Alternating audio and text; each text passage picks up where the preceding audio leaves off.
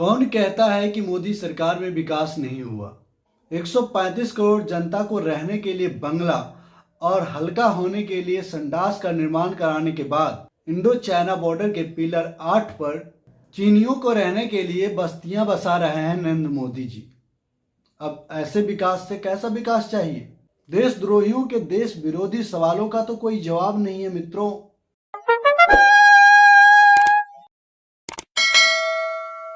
दोस्तों, आज का विषय अगर इंट्रो में मौजूद व्यंग को छोड़ दिया जाए तो बहुत ही गंभीर विवेचना का विषय है, चर्चा का विषय है। क्योंकि हमारा देश नरेंद्र मोदी के हाथों में आने के बाद देश को जब जब हानि पहुंचती है, देश की तमाम संस्थाएं सोई नजर आती है और हमें इसका पता विदेशी मीडिया के द्वारा, विदेशी संस्थानों के द्वारा इसका पता चलता है। इससे यह पता चल रहा है कि नरेंद्र मोदी जी के नेतृत्व में किस तरीके से भारतीय संवैधानिक संस्थाएं पंगु हो गई है, गुलाम हो गई है, उनके अधीन हो गई है। उनसे आगे जाकर सोचने या देश के भले के लिए कोई कदम उठाने से गुरेज करती है। दोस्तों, इंडो चाइना बॉर्डर पर के मौजूदा हालात जो हैं इसी ओर इशारा कर रहे हैं कि तमाम संवैधानिक संस्थाएं मोदी सरकार के इशारे पर देश में ही नूरा कुश्ती खेल रही है। देश जाए भार में मोदी जी की सरकार बची रहनी चाहिए। अब मौजूदा विषय को ही ले लीजिए। आपको पता है, इससे पहले फरवरी 2021 में जो सैटेलाइट के माध्यम से तस्वीर पेश की गई थी इंडो चाइना बॉर्डर की, चीन के द्वारा जो निर्माण दिखाया गया था, और अभी अमेरिकन एजेंसी ने जो सैटेलाइट की तस्वीर भेजी है, उसे देखेंगे तो आप शौक रह जाएंगे। जरा इन तस्वीरों पर आप गौर कीजिए। एक तस्वीर फरवरी 2021 की और एक अभी की। आप देख सकते हैं कि फरवरी 2021 के तस्वीर में जहां काम के शुरू होने के संकेत मिलते हैं, वहीं मौजूदा तस्वीर में निर्माण कार्य के पूरे होने की तस्वीर मिल रही है। आखिर मोदी सरकार क्या कर रही है? देश की तमाम जो संवैधानिक संस्थाएं हैं, जिन पर भारत को दुश्मन देशों से अछून्न रखने की जिम्मेदारी है, वह क्या कर रही है? दोस्तों, सच तो यह है कि अब पूरी दुनिया जान चुकी है कि नरेंद्र मोदी को सिर्फ और सिर्फ अपनी इमेज की चिंता है। यह व्यक्ति अपने इमेज को गंदा होने नहीं देना चाहता है और इसके लिए वह कुछ भी करेगा।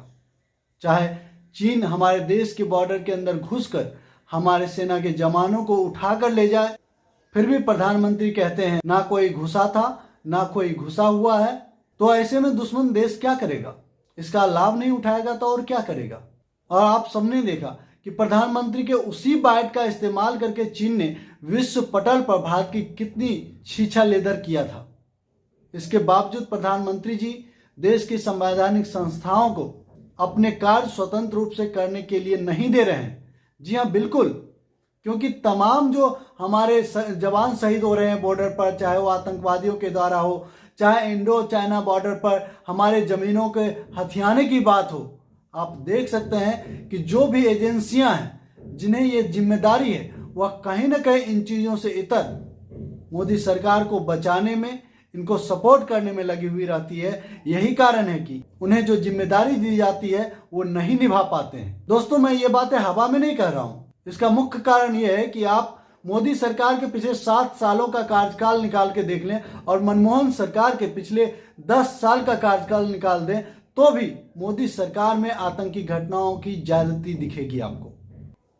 मोदी सरकार में मनमोहन सरकार के दौरान हुए जवानों की शहादत से ज्यादा शहादत इनके सरकार के अब तक के महज 7 सालों में ही पूरे हो चुके हैं। अगर एजेंसियां स्वतंत्र रूप से काम कर रही है तो रिजल्ट क्यों नहीं आ रही? और दोस्तों, गजब तो तब हो गया जब दसियों बार ये जानकारियां विदेशी मीडिया के द्वारा, विदेशी एजेंसियों के द्वारा हम सबको प्राप्त हुई, लेकिन एक बार भी हमारे देश की एजेंसियों ने इस बात का खुलासा हमारे देश की जनता के सामने नहीं किया और ना ही देश की मोदी सरकार ने देश की जनता को इस बारे में बताया। तो क्या बताया? ना कोई घुसा हुआ है, ना कोई घुसा हुआ था। आप इस तरह के वक्तव्य देकर किसका सपोर्ट कर रहे हैं? आप देश को कमजोर करने की कोशिश नहीं, आप तमाम हथकंडे को अपना रहे हैं जिससे भारत कमजोर हो रहा है और देश की जनता इन पर फिर भी भरोसा कर रही है, क्योंकि ये हिंदू राष्ट्र बनाएंगे, हिंदू राष्ट्र बनाएंगे। वैसे ही देश के जो बहुतायत में हिंदू समाज है वो दूध की नदियों में तैरेंगे, है ना। दलित, मुसलमान, अन्य जाति धर्म के लोग, मुस्लिम, सिख, ईसाई, ये सब तो उनके नौकर चाकर होंगे ना। हिंदू लोग तो राजा महाराजा हो जाएगा। मैं अब भी कह रहा हूं, आप पूरी दुनिया में नजरें उठाकर देख लें, जितने भी देश इस दुनिया में धर्म के आधार पर बना है, चल रहा है, वह कहीं ना कहीं बर्बाद हो चुका है या बर्बादी के कगार पे है। इन सभी से सीख लेने की जरूरत है। अगर नहीं तो आज भी आप आंख उठाकर देख लें। अगर ऐसे में भी हमारी बातों को नहीं मानना चाहते, कोई बात नहीं, लेकिन आप अपने पूर्वजों के ऊपर तो भरोसा करें, उनकी सोच पर तो भरोसा करें। हम तो 100 साल बाद हिंदू धर्म में आए ना। हमसे 100 साल पहले तो हमारे पूर्वज ही थे जिन्होंने हमें बताया कि तुम हिंदू हो, हम हिंदू हैं। तो कहीं ना कहीं हिंदू धर्म के बारे में हमसे ज़्यादा अच्छी जानकारी उन्हें होगी।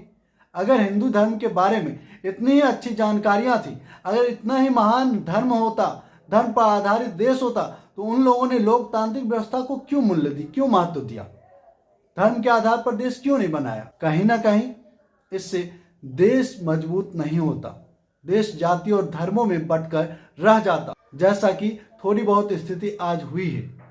थोड़ी बहुत स्थिति खराब होने पर ऐसे हालात हैं। तो सोचिए जरा, अगर ये देश धर्म आधारित देश होता तो आज हमारे देश का क्या हालात होता। अंत में आपसे यही निवेदन करूंगा कि रहम करें, देश पर रहम करें, आने वाले अपने भविष्यों पर रहम करें, माँ भारती पर रहम करें, और जो व्यवस्था हमारे पूर्वजों ने हमें सौंप दिया उनमें और बढ़िया क्या हो सकता है, उस पर सुधार करते हुए इस व्यवस्था को बनाए रखने के लिए अपना योगदान दें।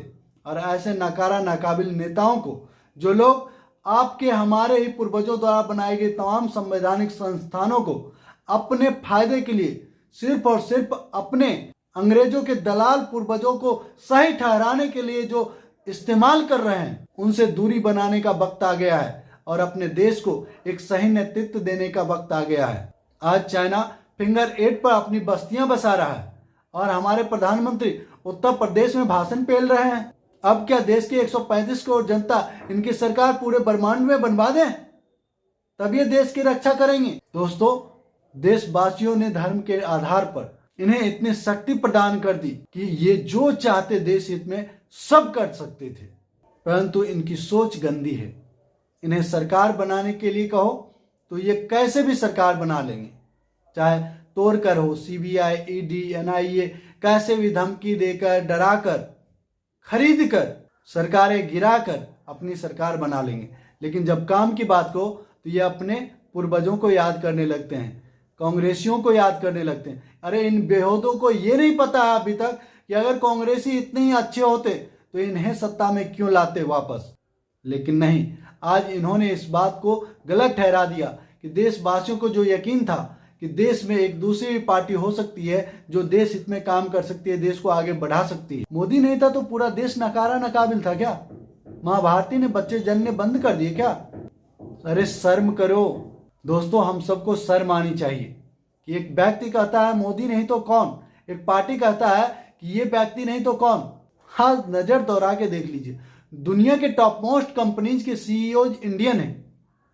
क्या मोदी सरकार के जाति और धर्म आधारित शिक्षा व्यवस्था का ये योगदान है?